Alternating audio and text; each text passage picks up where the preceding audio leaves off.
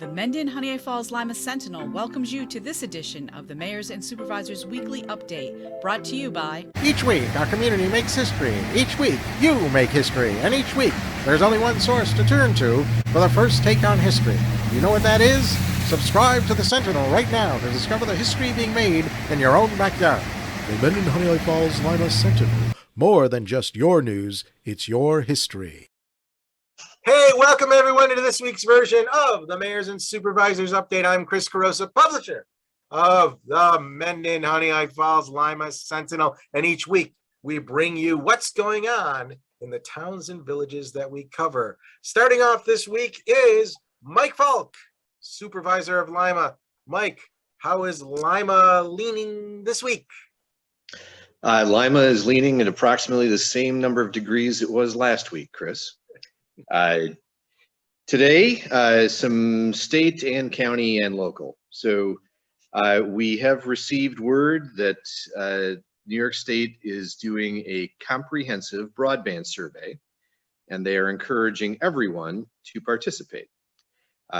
This survey will help folks to identify that they have poor access to broadband, because it's not only online questions, but there's also a speed test that you can do and all of that. The folks at the, Comprehensive Broadband Connectivity Act, they want you to go to www.empirestatebroadband.com and take the survey. And the more people that do, the better the data will be, and hopefully then we can alleviate all of the choke points and bad service. On the Livingston County side, the county has set a date for its tax foreclosure auction, which will be Thursday, October 28th at 6 p.m. at the Livingston County Highway Facility, which is located at 4389 Gypsy Lane in Mount Morris. You can see the different parcels and things online on the Livingston County website.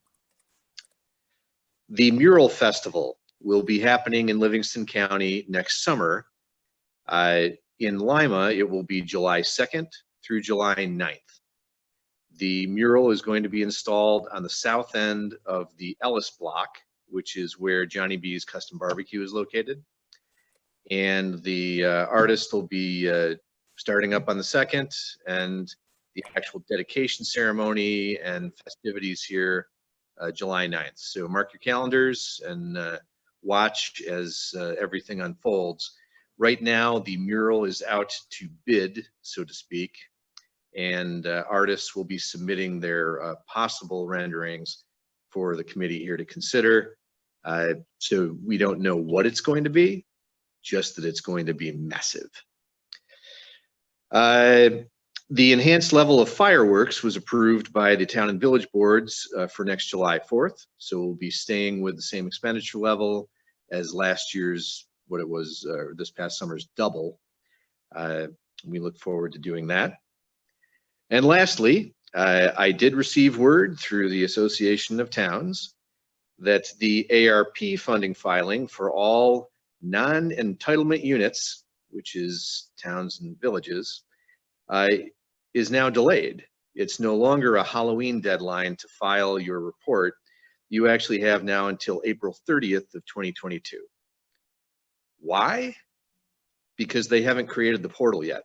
There's nowhere to actually put the report. So that's it. All right, Mike. Thanks very much. Jerry, how are things rocking and rolling in Rush? Rush is rocking and rolling. I'm going to embark upon a plan to get some of those food enterprises that the others have in their towns to come into Rush, because I'm showing signs of pizza consumption, which I shouldn't be showing. And I'd like to see some other venues that provide more healthful foods for me to consume.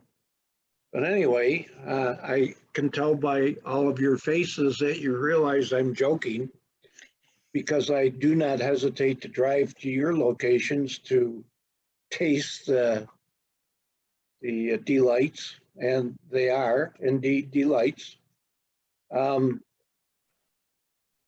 I wanted to mention that probably most important is the water meeting that we are going to host on October 6th at the Rush United Methodist Church, which is on the Rush-Lima Road, right on the edge of the village or the hamlet of Rush. And the purpose of that meeting will be to hear people express their concerns for poor water quality, poor water quantity.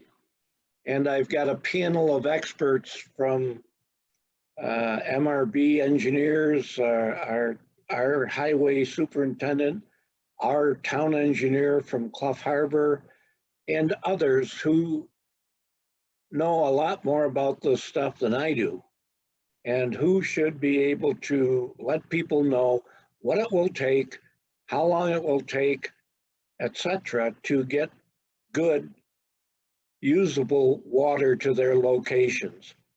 Water is a strange thing to me because you can have a person call you and say, I've got terrible water, and show you signs of it. And then you talk to somebody next door who says, boy, my water is great. It's like Great Bear spring water. So I don't understand much about water at all. And that's why we're hosting this meeting, for people to all get on the same page, including me, and see where we can go forward with this. In addition to that, we have produced our tentative budget, and we are going to review that with the public on November 13th. And I do hope that people will show up there, because I have managed, with help from a couple of very interested parties, to lower our tax rate from 422 to 310. That's 25%. And I hope that we won't run into any resistance for that. If we do, maybe I'll have to come over to one of your towns and stay. Another thing I want to mention is that our highway department is doing what I call putz work. There's no roads to salt. There's no shoulders to repair. They've pretty much got all that done, but they're doing putz work. And one of the things I wanted to recognize them for was they have done an exceptional job of trimming around the town hall campus. Earlier this year, we had that wonderful group of volunteers who planted flowers on the town hall campus and other locations in town. And now the highway crew has given their efforts to make it good for the fall and winter seasons. Other than that, I can't think of anything other. I wish I had a restaurant to talk about that, I could entice everyone to come over to Rush to have Friday night fish fry at. But at this point, all I can think of is my wife's koi pond. And I don't know if that would be a good thing to do or not. So I leave you with a little bit of fact and a lot more levity. And can't wait for Mayor Milne to talk about the 12-pointer he got this morning. Jerry. All right, thanks. Great. John, sorry you got to go after Jerry, but how is Mendon moving this week? Jerry's a tough act to follow. Let me tell you, I'm going to stick probably a little, I'll probably bore everyone compared to Jerry's usual report. But I want to start out talking about a different town the town of Boylston. And I had to actually go on the internet and figure out where it is. It's south of Watertown. And every week I receive a email, as many of my fellow elected officials do, regarding from the Office of the State Comptroller's Office. And within that email are their audits, and they audit school districts, towns, village, fire districts, you name it. And I always go down through and read them, and especially the towns. So the town of Boylston, which is south of Watertown, somewhat near Sandy Creek, if you're familiar with Route 81, they received an audit recently by the State Comptroller's Office. They did not adopt realistic budgets. They failed to monitor their budgets. They have a surplus of funds. Of 89% of their actual expenditures. They do not have a fund balance policy, which is required by state law. They have done nothing to reduce their fund balance, and they have not been establishing fund balance policies and developing multi-year plans. So I've had a lot of questions lately about our tax cut. Jerry was talking about the rush tax cut. And we also had an opportunity to file our tax cap, which towns and any municipalities on the calendar year. We are $629,000 under the tax cap. We have a public hearing on our 2022 budget on October 18th, which is 7 o'clock at our community center. You can Zoom in. You can watch it on YouTube TV, or you can attend in person. You could go at it the old-fashioned way. So I've got a lot of questions about why we're able to do this cut. And one of the reasons is sales tax. Last year with COVID, of course, we had to be very careful about revenue. So the second quarter of 2021 compared to the second quarter of 2020, we're up $155,000 in sales tax, quite substantial. Our fiscal stress score, that goes from 0 to 100, 100 being the worst. We are, the town of Mendon is 3.3. The comptroller's office feels that anything under 40 is acceptable. So we are a long ways under that. So I did want to mention that in my presentation today, or just discussion today, because those are all factors that have concluded to myself and the town board that we don't want as much money of the taxpayers' money this year as we did last year. And if we ever had to raise taxes, I would certainly give people a darn good reason why. But I feel this is sustainable. It's not a 1 year type of situation. And we've seen all our departments being very budget conscious during my time here. And, you know, our goal here is to tax people as little as possible. And I think we're doing it. The other thing I wanted to mention is a brush pickup in the town of Mendon will start on Monday, the 4th of October. And that will start on the east side of town. As usual, they will go from east to west. If you have any questions, please call our highway department. They can answer any specific questions. And once again, I remind people that this is the town of Mendon outside the village of Honeoye Falls.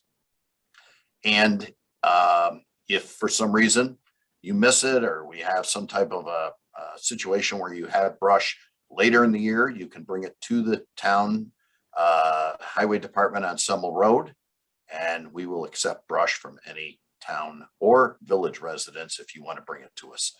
The village collects their own and brings it to us, and then we have somebody come in and grind it once a year. So that concludes my portion of today, and thank you as always, Chris. Thank you, John.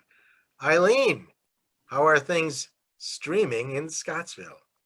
Oh, streaming just fine. You know, we've got that creek and the river, so All our streams are doing well.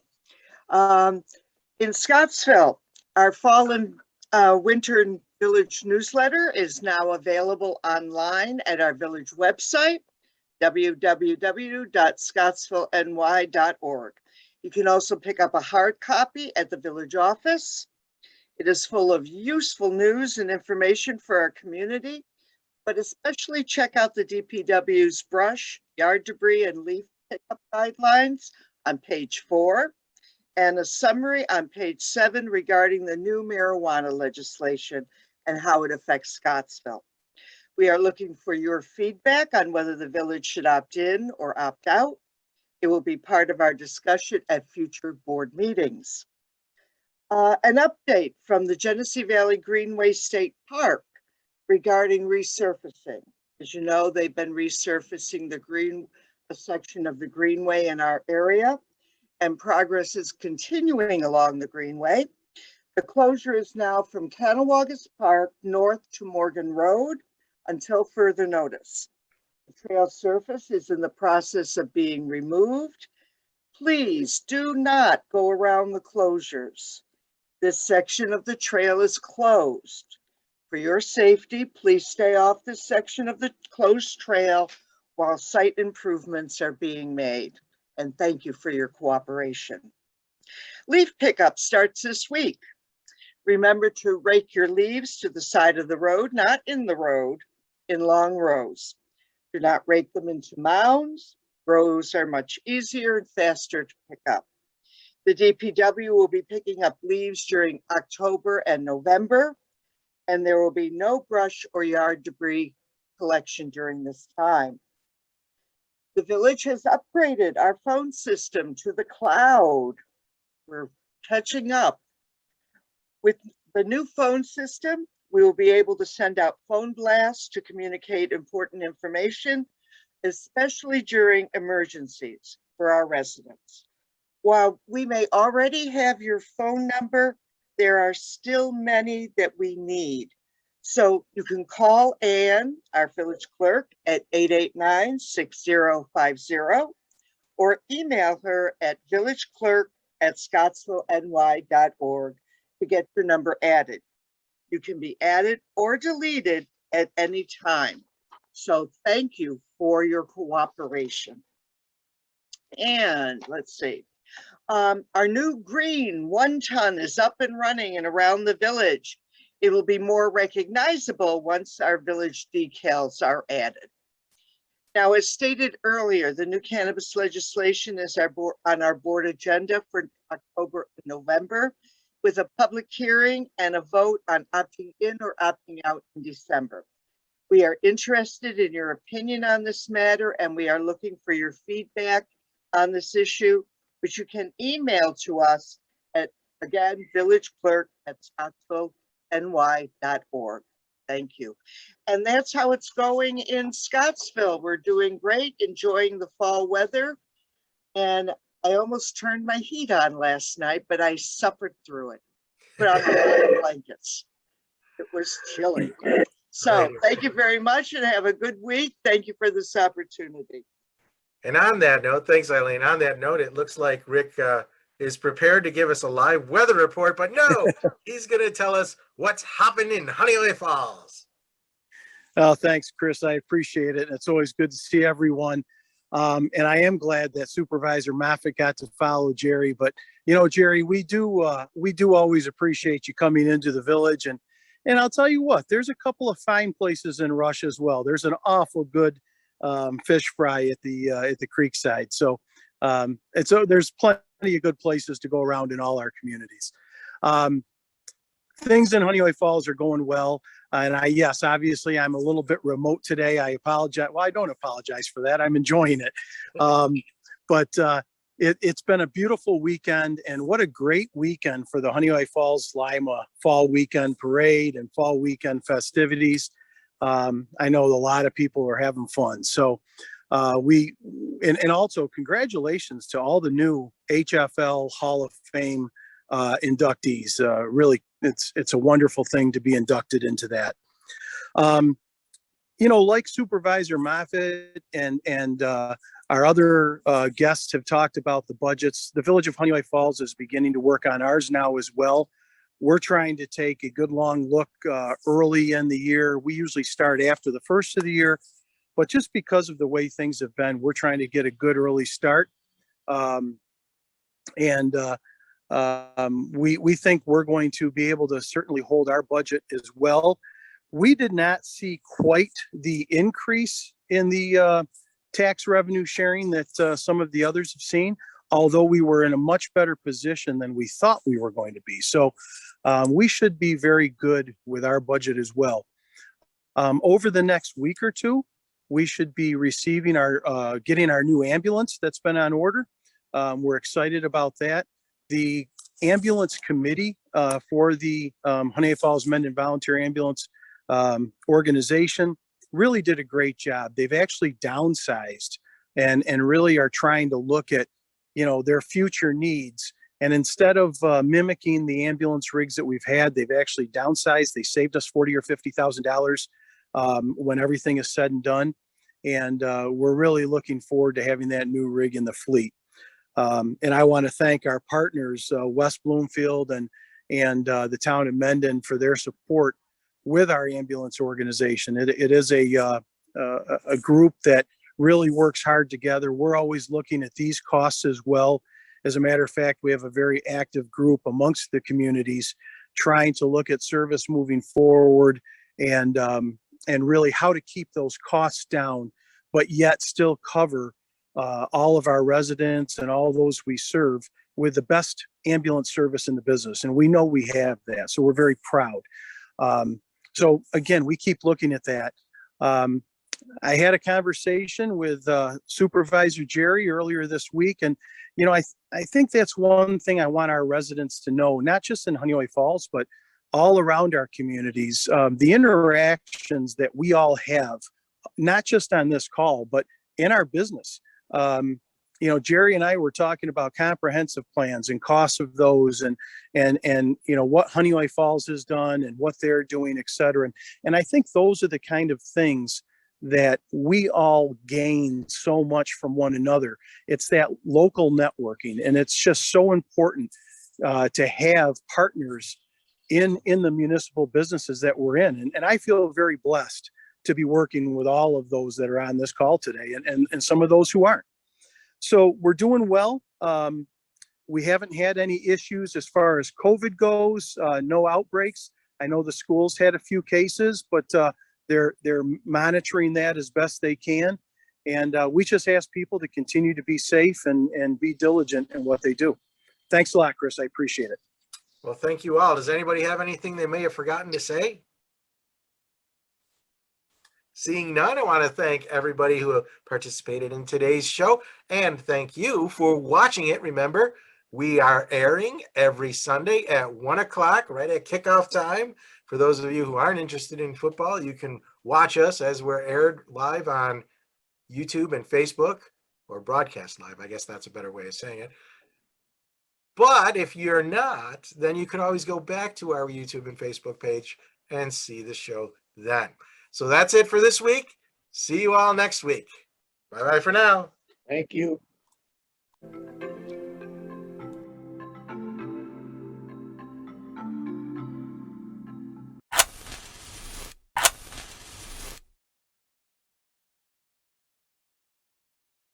Imagine yourself communicating with a difference. Pan-Dimensional Solutions helps you do this. Whether live spectator events, taped broadcasts, or real-time audience-engaging programs, you can benefit immediately from the tools Pan-Dimensional Solutions will share with you.